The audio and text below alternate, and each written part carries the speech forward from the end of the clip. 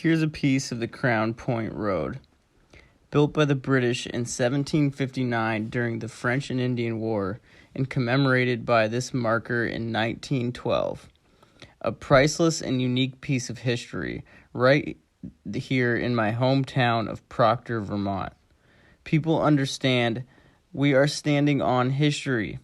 I coincidentally photographed this and posted it on the same date that is etched into it, June 14th. This is one of the first major European settler-made roads through Vermont. It bears a connection to its colonial era history, 18th and 19th century, much in the same way that places like Fort Ticonderoga, Lake George, Lake Champlain do. It's a path built through the forest for mostly military purposes, to a wild era of the frontier settlement, where different European settlers were clashing with each other, such as the French and the British, spurring a 7 years war for colonial dominance, and so-called native Indians, such as the Abenaki and Iroquois. People shot each other with musket balls, bit off the cartridge, and took a minute to reload. And people went to sleep guarding their door, terrified that those quote-unquote savages might invade their homes, scalp them, steal their children. The Abenaki peoples went to bed worrying much the same, of the never-ending encroachment and aggression of the white man, a time where people also dreamed big, where one must think they were excited for their future and terrified as well, loving and enjoying the land, and in some cases probably fascinated and friendly to their foreign neighbors, whether they be foreign in the European sense or indigenous to the Americas. It can't all be hate and bloodshed all the time.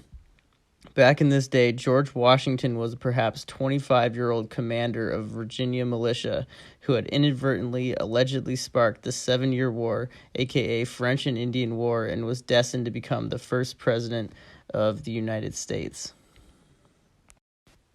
So what we're looking at here is a marker for the Crown Point Road, which once again was an initially predominantly military road built by the British in the 1700s. It stands flanked by a United States and a British flag. This particular marker is located on the road which leads to Beaver Pond, if you eventually take a left rather than continue right at the fork towards Florence. It overlooks the lower segment of Proctor, popularly termed the Gut, and the baseball fields, where my parents bought a house when I was an infant. The house my parents bought was on what was called Gorn Bridge Road, which has a bridge called Gorn Bridge, which spans the Otter Creek. The town of Proctor was founded in 1886 by Redfield Proctor, owner of the Vermont Marble Company, who in 1891 would become a United States Senator. The Crown Point Road was the first major road in Vermont.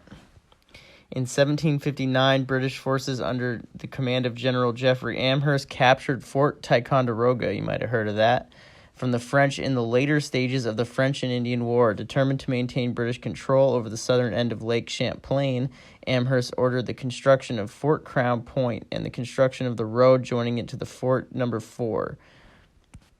Then the northernmost British colonial outpost on the Connecticut River.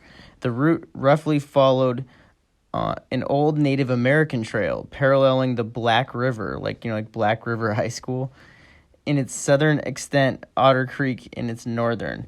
Early work on the road was performed by colonial militia forces commanded by Colonel John Stark. Work included the clearing of trees and stumps, construction of bridges across small streams, and the construction of corduroy sections across swampy terrain.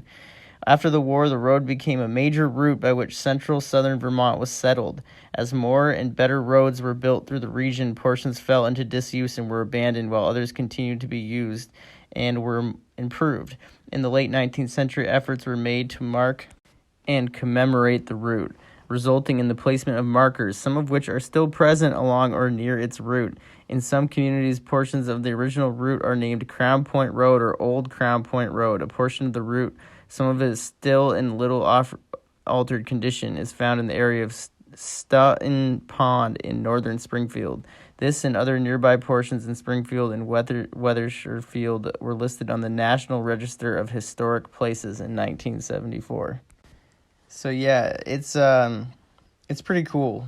I know that all my Proctor people, all my Rutland County people, all my Vermont people, New England, you can look at a picture like this and you can almost smell it. You know, you can smell the trees and the breeze and the leaves and the twigs and the dirt.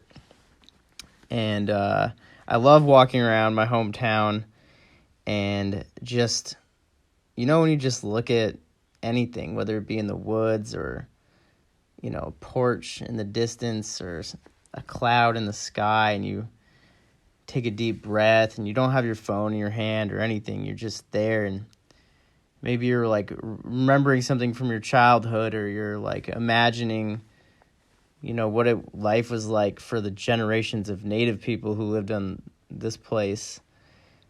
It just hits you with a certain sense of like awe, just a really just reverence, something that's indescribable. There isn't really a word for it even. And that's why I love history, and that's why I study it, and why I try to make material about it and get people into it and excited about it. So I hope you guys enjoyed my little mini documentary, and there will be more to come for sure about my hometown of Proctor, Vermont, and my home state. Especially really interested in the Proctors who founded Proctor Vermont, so I think there'll be more to come about them. So stay tuned, and I hope everyone just keep pushing forward and keep that sense of awe and amazement, because we are truly part of something special being here together on this earth.